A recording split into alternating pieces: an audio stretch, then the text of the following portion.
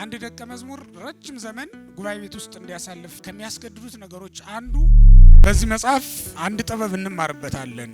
አንባቢያን እጅ ቢገባ ምን ጥቅም ይሰጣል ብሎ ለሚጠይቅ ሊቃውንት በዘመናቸው ያወገዟቸውን የመናፍቃንን ክህደታቸውና ዝርዝር ታሪካቸውን በሚገባ ለመረዳት አንዱ መናፍቅ በክህደት ትምህርት የሚገናኙበትና የሚለያዩበትን ለማወቅ ይጠቅማል። አንድ ደቀ መዝሙር የዕቅበተ እምነት ስራ እንዴት መሰራት እንዳለበት በዚህ መጽሐፍ ይማራል። ምክንያቱም ይሄ በትንሹ የ700 ዓመት ታሪክ የ700 ዓመት ጽሕፈቶችን ድርሰቶችን የያዘ መጽሐፍ በመሆኑ ብሉይ ሐዲስ ሳይማሩ ሃይማኖተ አበውን ብቻ ለሚያነቡ አንባቢያን የተጠቀሱትን የሐዲስና የብሉይ ጥቅሶች ስለሚተረጉም የሶስቱንም መጻሕፍት ትርጓሜ በቀላሉ በዚህ መጽሐፍ መረዳት ይቻላል። ክርስቶስ ከሰማይ ሰማያት ወርዶ ያስተማረንን ሃይማኖት ማወቅ የሚችልበት መጽሐፍ ነው ማለት ነው።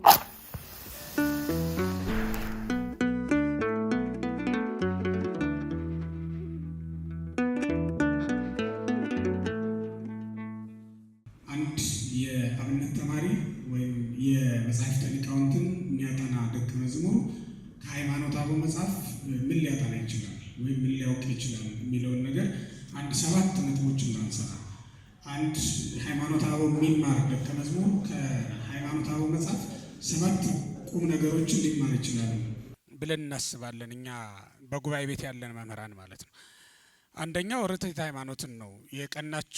የጸናችውን ሃይማኖት ጉባኤ የቆመላት አበው የመሰከሩላት አምላካችን መድኃኒታችን ኢየሱስ ክርስቶስ የመሰረታት ሃይማኖት ናት። ይቺ ሃይማኖት በጉባኤ የሚወሰን በጉባኤ የሚጸና ሆኖ ሳይሆን በአምላካችን እግዚአብሔር የገለጠልንን ወይም የሰጠንን የተቀበልነውን ነገር ሳንሸራርፍ ሳንጨምርበትም ሳንቀልሰውም ይዘነው እንድንቀጥል ግን ጉባኤ መቆም ድርሰት መድረስና መጽሐፍ ጽፎ ያንን ለትውልድ ማስተዋወቅ ማሳወቅ ግዴታ ስለሆነ ነው ጉባኤያት የቆሙት የተሰሩት መጽሐፍትም ድርሰቶችም የተደረሱት ከዚህ የተነሳ መሆኑን ልብ ማለት ይገባናል።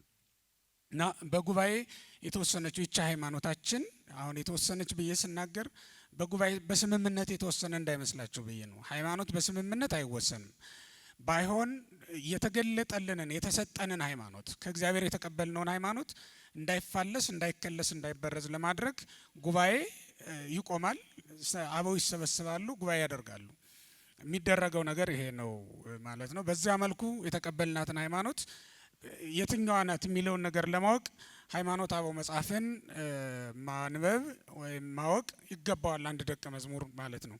ስለዚህ ሃይማኖተ አበው የሚማር አንድ ደቀ መዝሙር በመጀመሪያ የሚያውቀው ነገር ርትዕት ሃይማኖትን ነው። የቀናችውን ሃይማኖት የጸናችውን ሃይማኖት በክርስቶስ የተገለጠችውን ክርስቶስ ከሰማይ ሰማያት ወርዶ ያስተማረንን ሃይማኖት ማወቅ የሚችልበት መጽሐፍ ነው ማለት ነው። ሁለተኛው ዜና አበውን ያውቃል። በዚህ መጽሐፍ ይህን መጽሐፍ የሚያጠና ደቀ መዝሙር እግረ መንገዱን አብሮ ዜና አበውን ይማርበታል ማለት ነው።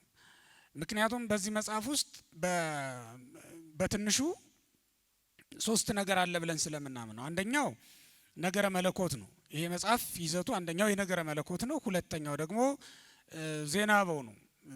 ዜና አበው ወይም ነገረ ቅዱሳን የምንለው ነገረ ቅዱሳን አለበት።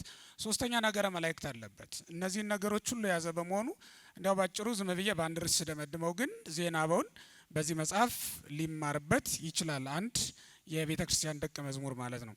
ሶስተኛው የዕቅበተ እምነት ስራ እንዴት መሰራት እንዳለበት የሚማረው ይሄን መጽሐፍ ካነበበና ካጠና ነው። የዕቅበተ እምነት ስራ ብልሃት ያስፈልገዋል። በየዘመኑም ደግሞ የተለያየ ነው። በሐዋርያት ዘመን የተሰራው ስራ በሊቃውንት ዘመን ቢቀጥል በዛ መንገድ ላይሆን ይችላል ዕቅበተ እምነት የሚሰራው። ምክንያቱም የመናፍቃኑም ኑፋቄ ይለያል፣ ዘመኑም የተለያየ ነው የሚሆነው። በሐዋርያት ዘመን እንደነበረው ላይሆን ይችላል። ስለዚህ በ4ኛው መቶ ክፍለ ዘመን ላይ የተደረገው የዕቅበተ እምነት ስራ በመጀመሪያው መቶ ክፍለ ዘመን ላይ ከተደረገው ለየት ይላል አሰራሩ ማለት ነው። በዋናነት ዕቅበተ እምነት ሊሰራ የሚገባ ጉዳይ እንደሆነ በሐዋርያት እናውቀዋለን። ከዚያ ግን በየዘመኑ ደግሞ የተለያየ መልክ ሊገጥመው እንደሚችል ደግሞ እንረዳለንና አንድ ደቀ መዝሙር የዕቅበተ እምነት ስራ እንዴት መሰራት እንዳለበት በዚህ መጽሐፍ ይማራል። ምክንያቱም ይሄ በትንሹ የ700 ዓመት ታሪክ የ700 ዓመት ጽሕፈቶችን ድርሰቶችን የያዘ መጽሐፍ በመሆኑ ከመጀመሪያው ከሐዋርያት ዘመን ጀምሮ ከመስጧግያ ጀምሮ ያለ መጽሐፍ ስለሆነ ማለት የተጻፉ ጽሁፎችን የያዘ መጽሐፍ በመሆኑ ምክንያት ከተለያዩ ዘመናት በተለያዩ ዘመናት የተነሱ አባቶቻችን ያስተማሩትን ትምህርት የተናገሩትን ንግግር የያዘ በመሆኑ ምክንያት በእነዚያ ሁሉ ዘመናት የዕቅበተ እምነት ስራ ተሰርቷል። ከሐዋርያት ዘመን ጀምሮ ማለት ነው እና እንዴት ይሰራ እንደነበረ ማወቅ ይችላል ማለት ነው። አራተኛው አቂበ ሕሊና ነው።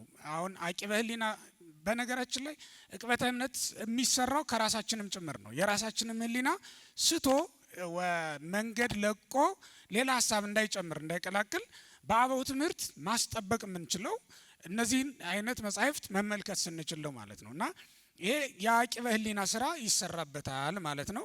ከአበው ትምህርት እንዳናፈነግጥ ራሳችንን ቢሆን አስተሳሰባችን ለሌላ ባናስተምረውም ራሳችን የምናስተምረውም ከአበው አስተምሮ የወጣ ያፈነገጠ እንዳይሆን የምናደርግበት አንድ መለኪያ አንድ ድንበር ማበጃ ሆኖ ሊያገለግል የሚችል መጽሐፍ ነው ማለት ነው።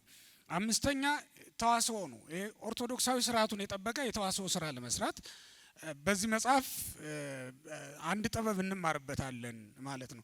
አባቶቻችን ጋር ከአላውያን ጋራ ተዋስኦ ያደረጉበት ጊዜ አለ።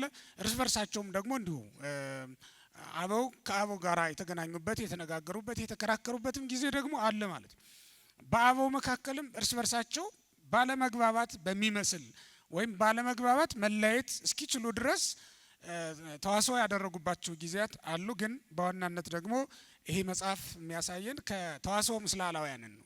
ከአላውያን ከመናፍቃን ጋራ እንዴት ባለ መንገድ ክርክር መደረግ እንዳለበት ያሳየናል ማለት ነው። ስድስተኛ ከቤተ ክርስቲያን መሪዎች ወይም ከአሃት ቤተ ክርስቲያናት ጋራ ሊኖረን ስለሚገባ ግንኙነት መገናኘት አለብን። ይሄ ግዴታ ነው። ይህ መጽሐፍ ደግሞ ያንን በዋናነት ያሳየናል። ምክንያቱም በተለይ አብያተ ክርስቲያናት እርስ በርስ ምዕራብና ምስራቅ ብለው ከተለያዩ በኋላ ያለው ታሪክ እዚህ መጽሐፍ ላይ ስለሚገኝ የቁስጥንጥንያ የአንጾኪያ አብያተ ክርስቲያናት ከተለያዩ በኋላ ሁለቱ ናቸው በዋናነት ይጻጻፉ የነበረው የእስክንድሪያና የአንጾኪያ ቤተክርስቲያን ማለት ነው። እነዚህ ወልድ ዋሕድ በተዋሕዶ ከበረ በሚለው እምነት የጸኑት አባቶቻችን በየመናብርቶቻቸው ሆነው ይጻጻፉ ነበረ ደብዳቤ በበዓላት ሰበብ እና በአንዳንድ ነገሮች መነሻነት ደብዳቤ ይላላካሉ። አሃት ቤተክርስቲያናት የሚያደርጉትን ግንኙነት ነው እንግዲህ በታሪክ መሰረት ላይ አጽንተን ስንመለከተው ሊያሳየን የሚችለው አንድ ደቀ መዝሙር ከጉባኤ ቤት መምህራን ከመምህራን እንዲሁም ወጣ ስንል ደግሞ ከአሃት ቤተክርስቲያናት ጋራ ሊኖረን ስለሚገባው ግንኙነት ሊማርበት ይችላል ማለት ነው። በዛውም ላይ እግረ መንገዱን የሁሉም አብያተ ክርስቲያናት ቋንቋ ተመሳሳይ አይደለም። ያው በተለያየ ቋንቋ እንዘምራለን፣ እንቀድሳለን፣ እናስተምራለን። ስለዚህ የሌሎችንም ቋንቋ አጥንቶ ከነዚያም ጋራ የሚረባ የሚጠቅም አንድነት ሊያመጣ የሚችል ግንኙነት ማድረግ እንዳለበት ይረዳል ማለት ነው። ስለዚህ የወዲያውን ቋንቋ ማጥናት እንዳለበት ያሳስበዋል ማለት ነው። የአባቶችን ታሪክ እዚህ መጽሐፍ ላይ የነበራቸውን ተዋህዶ የነበራቸውን ግንኙነት ስለሚማሩበት። ሰባተኛውና የመጨረሻው ከነገስታትና መኳንንት ጋር ስለሚኖረን የሚገባ ግንኙነት ያስረዳናል ይሄ ማለት ነው። እነ ቅዱስ ቄርሎስ ሌሎችም ለነገስታቱ የጻፏቸው ደብዳቤዎች አሉ። ሃይማኖትን አስመልክቶ ከሆነ ሊቃነ ጳጳሳቱ ለነገስታቱ ደብዳቤ ሊጽፉ ይችላሉ። ጉባኤያትን ለማቆም በሚያስቡበትም ሰዓት የነገስታቱን እገዛ የነገስታቱን ይሁንታ ማግኘት ሲያስፈልጋቸው አለበለዚያም ደግሞ ለነገስታቱ ማስረዳት የሚፈልጉት ነገር ሲኖር ደብዳቤ ይጽፋሉ። እንዲህ አይነት ነገሮችን ያደርጋሉ ማለት ነው። ጠቅለል ባለ ሁኔታ ሃይማኖተ አበውን የሚማር አንድ ደቀ መዝሙር እነዚህን 7 ነገሮች ሊያጠናበት ወይም ሊያውቅበት ይችላል ብለን እናስባለን። ከዛ ውጭ ወደ መምህር ፍቅረ ማርያም መጽሐፍ ደግሞ ስመጣ በመጀመሪያ ደረጃ ወደ ህትመት ገብቶ እጃችን ላይ የገባው መጽሐፍ ይሄ ነው። እንዳጋጣሚ ሆኖ እኔ ጉባኤ የጀመርኩበትም ወቅት ነበረ። በዚያ ወቅትና ሳንቸገር የጉባኤ ቤት ደቀ መዛሙርት በጉባኤ ቤት ከፍተኛ ጊዜ የሚፈጀው የነበረው አብነቶችን በእጅ መገልበጥ ነው። አብነቶችን በእጅ ጽሁፍ ወደ እጅ ጽሁፍ ነው የሚገለበጠው። ከእጅ ጽሁፍ ወደ እጅ ጽሁፍ ነበር የሚገለበጥ የነበረውና አንድ ደቀ መዝሙር ረጅም ዘመን ጉባኤ ቤት ውስጥ እንዲያሳልፍ ከሚያስገድዱት ነገሮች አንዱ ይሄ ጉዳይ ነው የነበረው። ይሄ እስከኛ ዘመን ድረስ እኛ ስንማር በእጅ ጽሁፎች ነው የተማርነው። ሁሉንም አብነቶች ማለት ይቻላል 4ቱም ጉባኤያት በእጅ ጽሁፍ ነው የደረሱን፣ በእጅ ጽሁፍ ነው የተቀበልነው። በእኛ ዘመን የተሻለ እድል ያገኘ ነው። ኮፒ ማድረግ ይቻል ነበር የኮፒ ማሽኖች ስለነበሩና ሳንቲምም ማግኘት የሚቻልበት ዘመን ነበረ።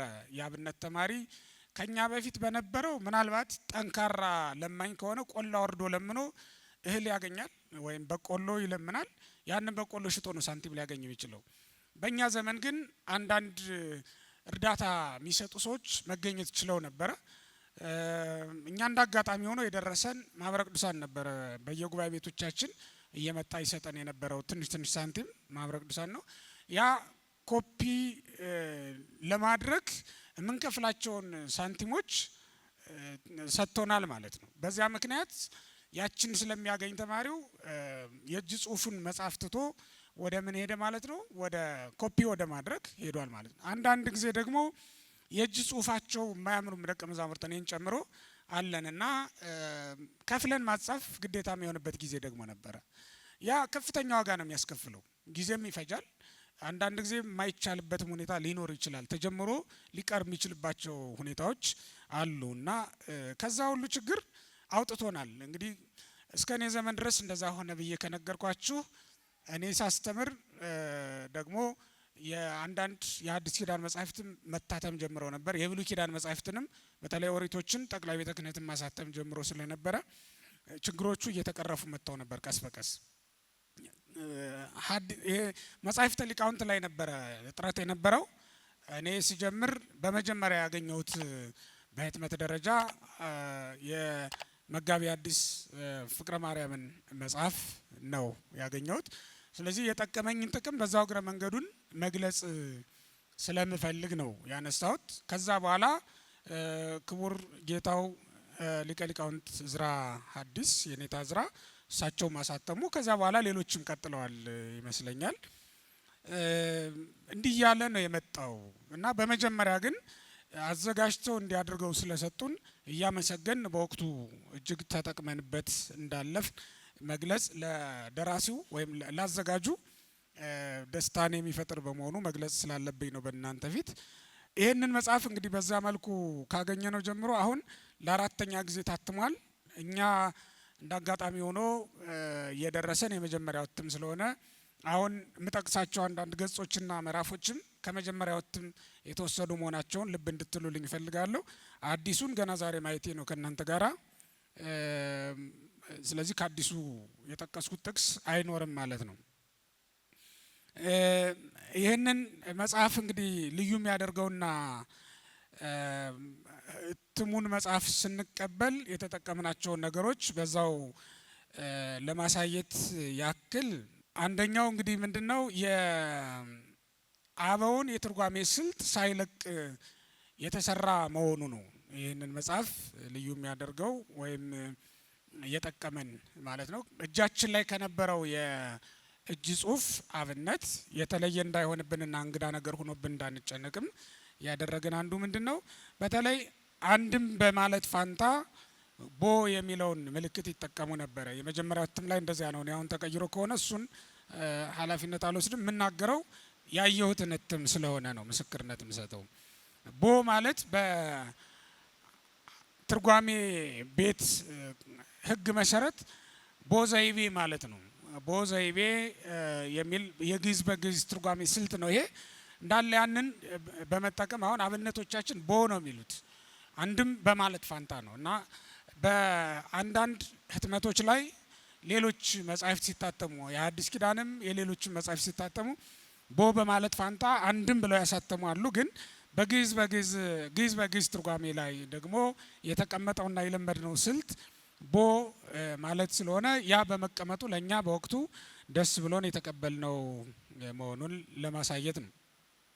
ሌሎችም ሀተታ፣ ትች፣ ማውጣት፣ ማውረድ፣ ማካፈል፣ ማዘናጎል የሚሉ ይትባህሎች ወይም የለመድናቸው ቃላት እንዳለ ሳይቀየሩ የተቀመጡበት ሁኔታ ነበረ በዚህም መጽሐፍ ላይ እና ይሄ አንዱ የአብነት ትምህርት ቤት ላይ ለምናስተምር መምህርና ደቀ መዛሙርት እጅግ የተወደደበት ሁኔታ የሚያሳይ ነው ማለት ነው።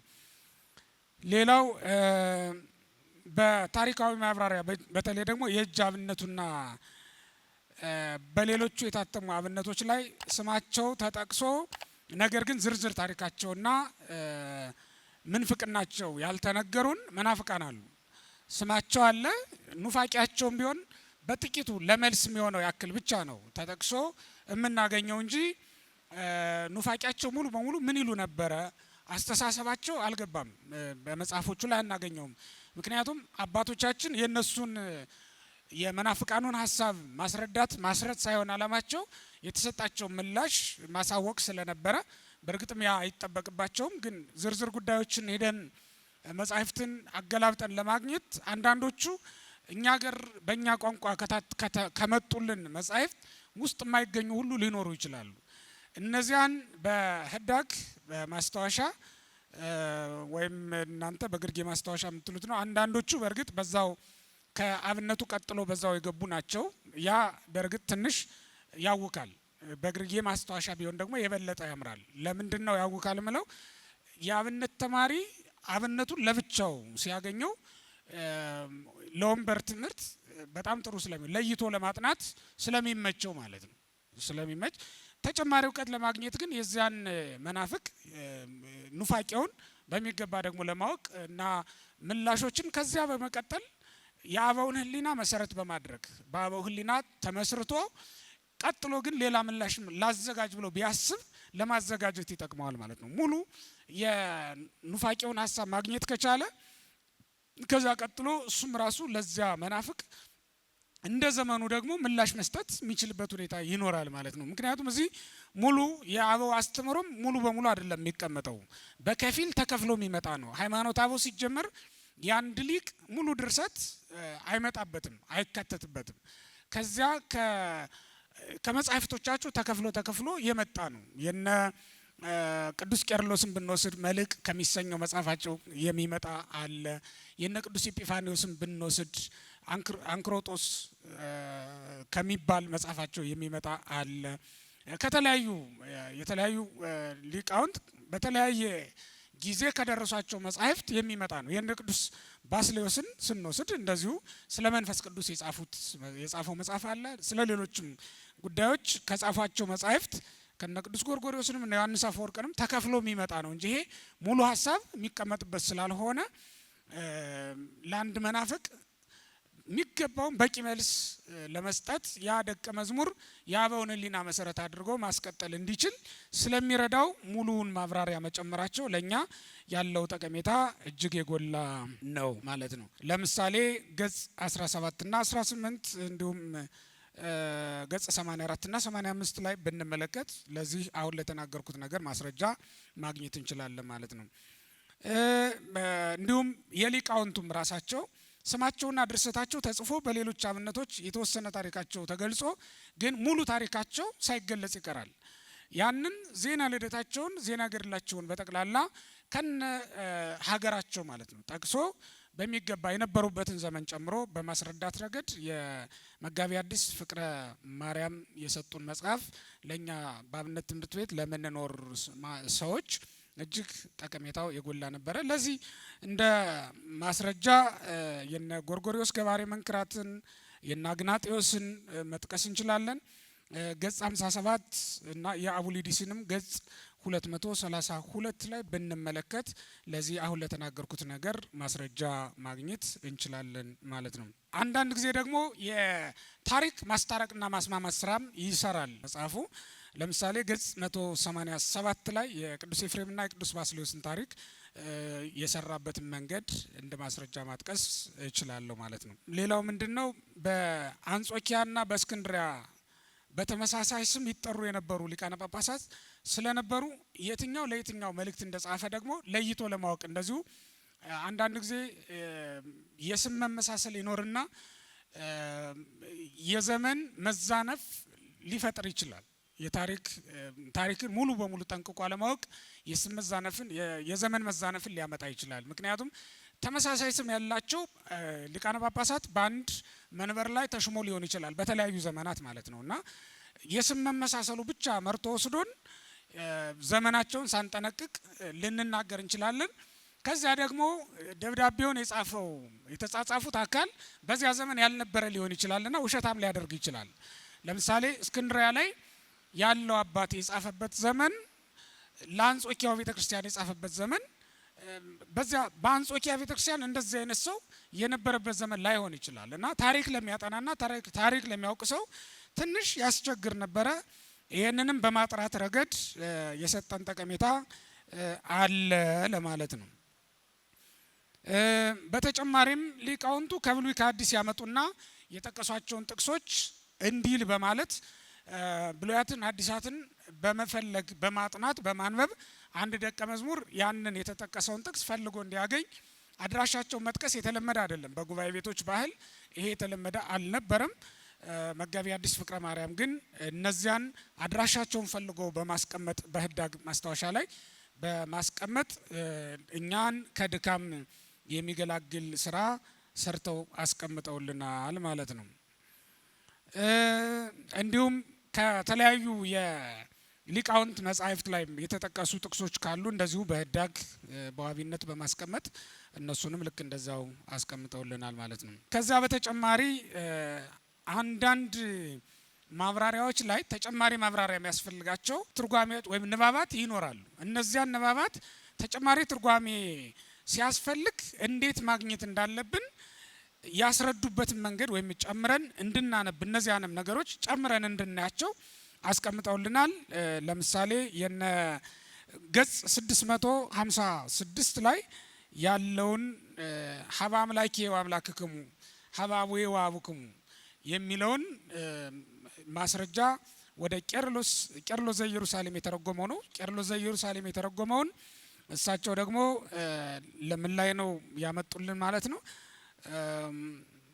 ተሰይለ በጥንተ አካል እንዘ ይተዋሃድ ቃል ምስለ ስጋ ያለውን በተረጎምንበት ቦታ ላይ እንግዲህ በህፃናት መጠን ተፈጠረ ነው የሚለው ሲተረጎም ተፈጠረ የሚለውን እንደው ተጨማሪ ማስረጃ ጽነት ቢገጥመው የህሊና ጽነት እንዳይገጥመው አንድ አንባቢ ተጨማሪ ማስረጃ ቢፈልግ ደግሞ የቄርሎስ ዘኢየሩሳሌም ያስረዳበትን ማስረጃ ተጨማሪ መመልከት እንዲችል ጠቁመው አልፈዋል ማለት ነው። ከዛ በተጨማሪ እንደ ዘመናዊ ምሁርነታቸው ደግሞ የአንዳንድ ንባቦች ላይ በሊቃውንቱ ሀሳብ ላይ ማገናዘቢያ ወይም ማያያዣ የሚባሉ የሚጨመሩ ነገሮች አሉ።